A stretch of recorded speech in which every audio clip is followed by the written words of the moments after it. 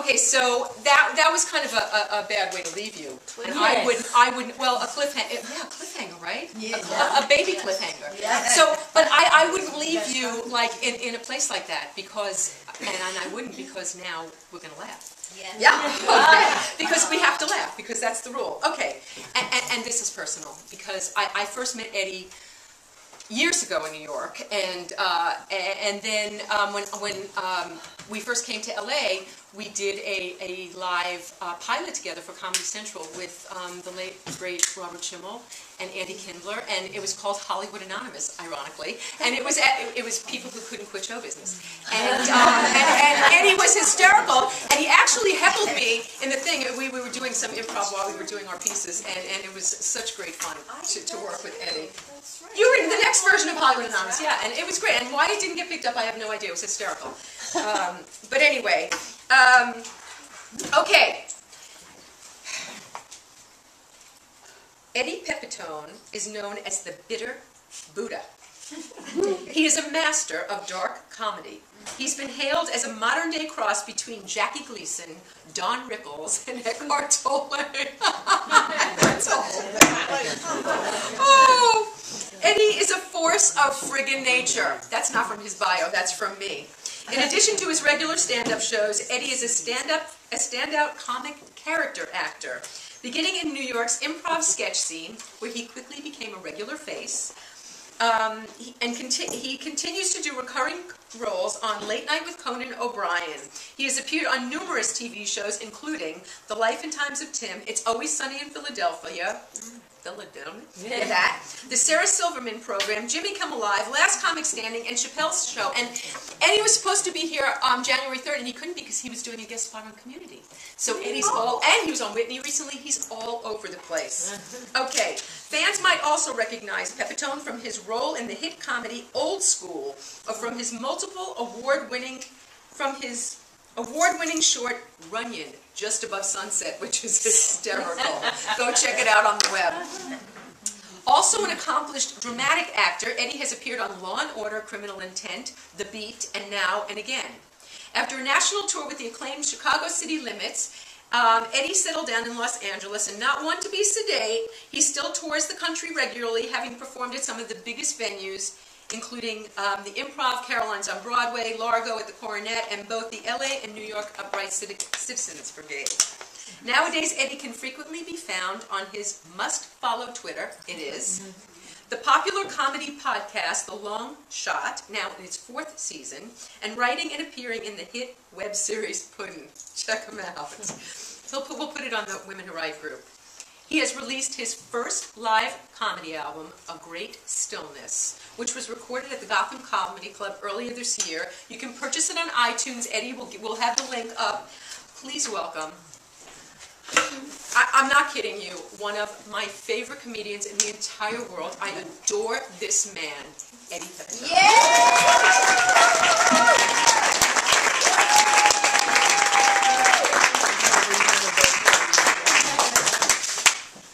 I just want to say how great it is to be a heterosexual man.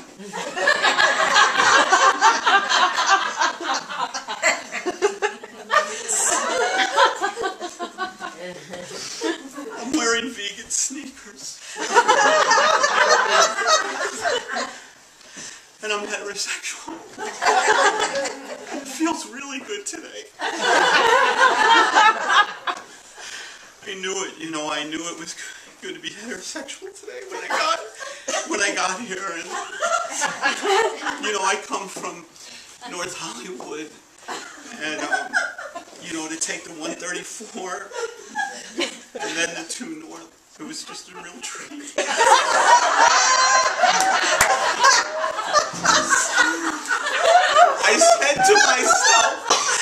I said to myself, Eddie, don't cry when you get up here. But I just, namaste, everybody. And I know what you're thinking, and yes, I've had a lot of work done. I've had a lot of work done, I had my hair removed. let out because because I was a male model and I could not get anything done. I was fucked constantly by men, women, and children and animals. And I had a to-do list that I could never get to. Can you hear me in the back? So I said, make me look average. Make me look like a person who journals and cries. I want to thank the performers before me. Steve kind of stole my thunder. I was going to read a piece about, I have it here, I lost a tooth in Bolivia. Steve took that thunder. And Jillian, I was also a pole dancer. So instead, I will read, by the way, I never book commercials. I don't go out for them anymore, but I did. And I never book them because I'm way too angry, but I thought, and they read that, these casting fucks, they read that. No, because I always arrive in Santa Monica pissed off. Because, you know, you're going to shill for just some scumbag corporation, and you rationalize it like, oh, I'll be the face of nuclear weaponry. Whatever you're going to audition for, like, oh, it's okay that I'm the face of nuclear warheads. But I did come up, what do you think of this for a commercial for Vicodin? What do you think of this? The camera comes in really slow, because I had a bad back for a while, and I was taking a lot of Vicodin. And I came up with the commercial for Vicodin.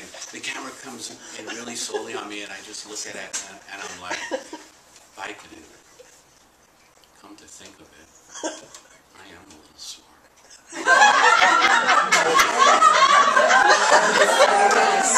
That's the point of it. I would always go out for, I'll get to the piece, but I would always go out for like stupid commercials because everybody said, oh, you're the average guy, and I'd always go out for like, you know, Downy, you know, like, how did you get, and the commercial world is this insane, hey, how did you get, you have to be so like, honey, how did you get, you know, how did you get the shirt so fresh? You know, but they could read my absolute hostility, you know, because it was that fake smile that you get when you're waiting for someone to take a digital picture of you. You know what I mean? You know how when the camera won't go off and it becomes like a Rorschach test to your soul, like you just wind up because take it! And it's like an ink blot of your psychosis, and it's someone that puts it up on Facebook. But my commercial auditions would be like that. Like, let's say the copy was, honey, how'd you get the shirt so fresh? And I would start it like, honey! Honey? Honey! And the casting agent would be, oh, no, Mr. Pepitone, she's here. She hasn't left you. No, because I've been left alive. Because I'm emotional. Kill me. I'm Sicilian. So I'm like, honey? And they're like, no, she's here. She's here. And the commercial fucks, by the way, the commercial fucks, the people who cast commercials, and if you're here, one of you, don't take it personally. They're always telling you, oh, and please improvise, because they want you to write. You know, oh, please, wherever it goes, have fun. You know, so I would be like, honey, how did you get your hair? How did you get the shirt so fresh? I mean, 1 out of 3 people in this country don't read. Yet you get the shirt fresh. How do you do it? There's no more manufacturing in this country.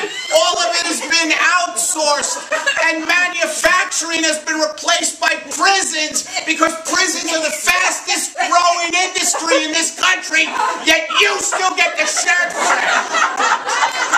How do you do it? Sweetie, how do you get the shirt fresh? I mean, people are killing themselves for food. I mean, Aunt Evie took her life in our tub, yet you get the shirt fresh. And I'm starting to think all you care about are the fucking shirts.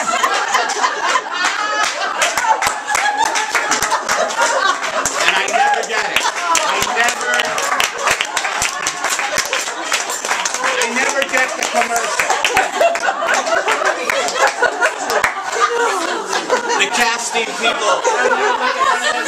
casting people are like, thank you. You know how they get when they see a dangerous person? Thank you so much. No, we don't validate.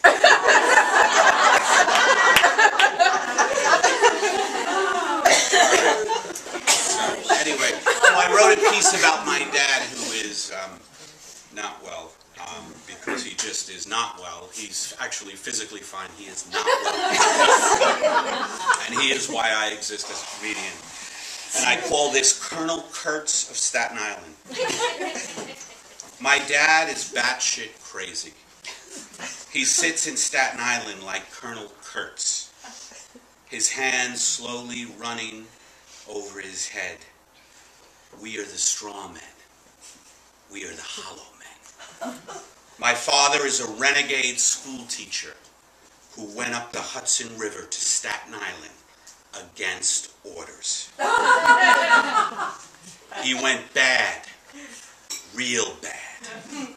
Staten Island is nowhere near civilization. I crack myself up with this. I hate where I grew up, I'm sorry. Staten Island is a state of mind more than anything else. A bad state of mind. He sits alone in an empty house in a place called Huguenot. It might as well be called Definitely Not. I made the trip upriver to Staten Island recently, just like Martin Sheen in Apocalypse Now. I was heading to New York City to do a comedy festival for 3 days. It was a perfect cover to go see Kurtz. I mean my father. Bob Pepitone. Bob Pepitone, the 76-year-old, unpredictable, self-loathing, tinder-boxed, angry, retired school teacher. Bob doesn't leave his house in Staten Island very much. He only leaves to get Mandarin Chinese chicken salads from Wendy's.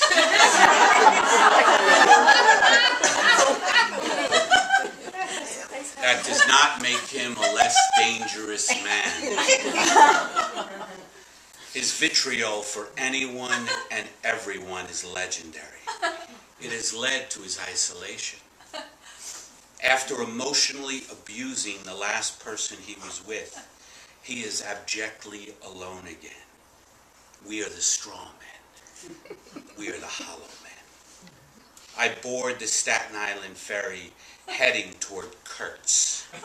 A sick feeling in my stomach, like there always is. I get a certain type of colitis when I go upriver to see Kurtz. Right now, his rage is directed to a neighborhood drifter named Gary Timonaro, an overweight, failed cab driver. That's right, a failed cab driver. Gary has crashed in my father's lair because of poverty and now takes abuse from my dad for not keeping the couch clean that he sleeps on. But Kurtz, Pepitone, knows his son is coming into town, and the combination of rage, shame, regret, guilt, recrimination, despair, disappointment, and hopelessness is simmering in him and waiting for me. We are the straw men. We are the hollow men. It's one thing to call from the safety of Los Angeles, from 3,000 miles away on the telephone. It's another to see the man in person. The years of relentless isolation and introspection have not been kind to anyone. As I head toward the renegade monster, I reflect on Staten Island and the horror of what it is. People who live in Staten Island don't read. They just wax their cars and hit people with baseball bats.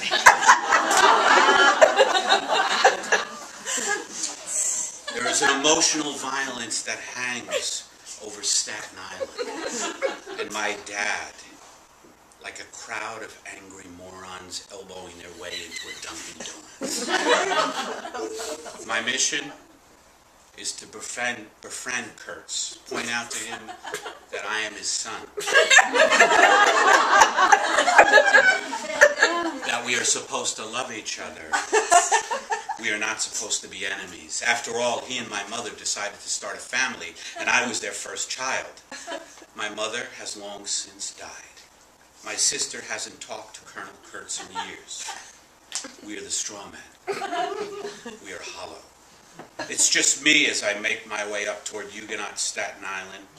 I am Bob Pepitone's only tether to family, his only link to a reality that doesn't involve going to Wendy's to buy Mandarin Chinese chicken salads and criticizing people and then hating himself. The bunker Kurtz lives in is an ill-kept ranch house with items of no consequence tossed here and there, but it still maintains a middle-class respectability, a middle class in serious decline. All the unions in the country broken or crippled in the name of the free market. The polarization of the wealth in the U.S. reaching deafening levels. The haves, the have-nots, and the have-littles. But the middle classes, i.e. people with no money, usually compensate for their lack of money with great emotional lives. Rich, intense lives of big appetites and a tapestry of relationships that people with money are too timid to have for fear of losing too much. But when the people with no money shrink into themselves, then it is sad and tragic to the point of amazing heartbreak. My dad's postage stamp of land in a cultural wasteland sits like a passenger on a train to hell. We are the straw men. We are the hollow men. I approach the house with the burdens of the prodigal son, the son who has seen the world. I see the house that I grew up in. I make my way through the dense Alfred Hitchcockian underbrush. I hesitate before ringing the doorbell. The doorbell is the entryway into every suburban home. It signals the occupant to the presence of the other.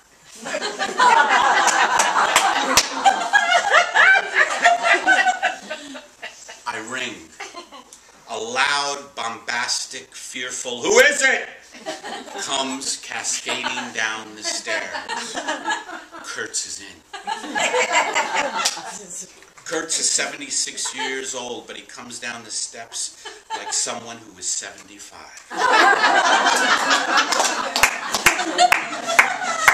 He appears a year younger than he is.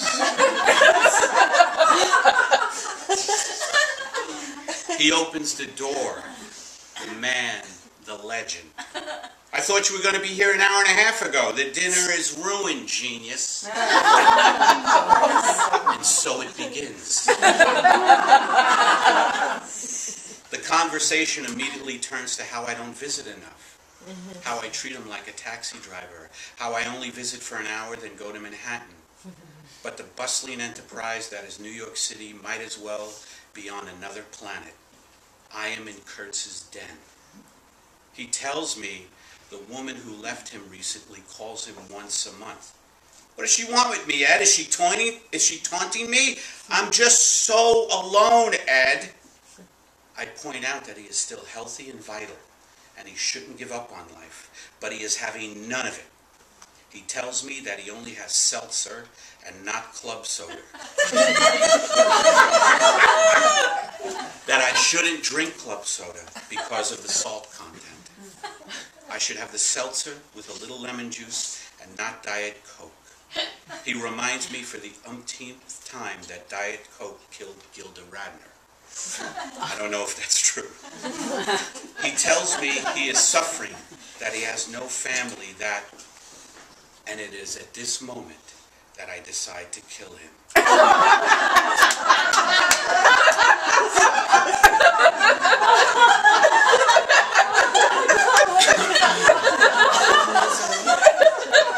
My attempts at befriending him are insane. He wants to feel bad. He revels in a gluttony of self-pity. I look around for things to kill him with. I don't see a machete, but I do see a very large bottle of balsamic vinegar.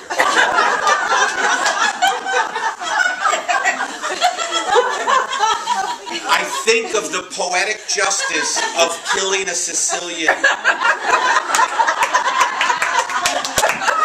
with balsamic. But I decide against the messiness of it. I see a copy of the biography of Adolf Hitler. The only fact my dad keeps quoting to me is, Ed, did you know Hitler was flatulent? I decide against it. I see a big bowl of garden tomatoes on the kitchen table. The garden tomatoes he has grown since 1970. The tomatoes that represent his only affirmation of life. He used to make great tomato sauces when he had a zest for life. Sauces that he would cook on the stove for days. Now they just sit dirty and isolated, barely used in salads. Sometimes they just sit until they rot. I decide on what to kill him with. My exit. He can't take me leaving prematurely. I bolt down the steps out of the ranch home before he can tell me his latest woes. I am gone, gone, gone into the angry Staten Island night, into the heart of darkness. The Staten Island ferry will take me across that crazy river into Manhattan. I am not feeling good as I wait to go across. I am feeling terrible that I left my father alone. I never feel good about our lack of connection, about our tragic family history. It pierces me to the core. I will go on stage in New York and make fun of his behavior and our relationship. I will get laughs, but deep down I will grieve the grief of the inconsolable. I will never be whole. I will always be shattered by Colonel Kurtz of Staten Island.